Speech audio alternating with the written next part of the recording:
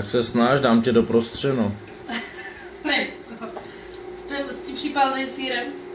Mhm.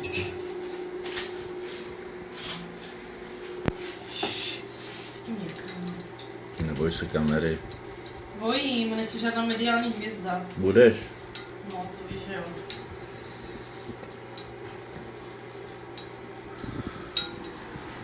No, ještě to si natočíš.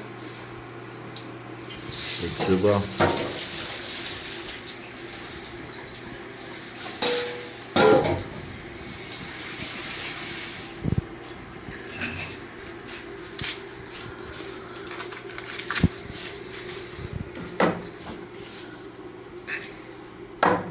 Nějaký komentář, ne, když už půjdeme do té televize.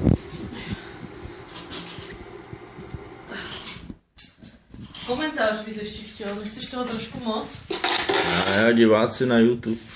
Ale prosím tě, běž někam z YouTube.